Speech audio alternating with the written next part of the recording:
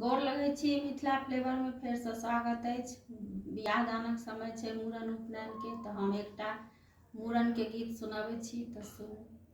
मोती माल बाला बबुआ के घुरमल घुरमल के सहीरा माल बाला बबुआ के घुरमल घुरमल के कथी पोसल बबुआ के कथी पोसल के सहीरा माल बाला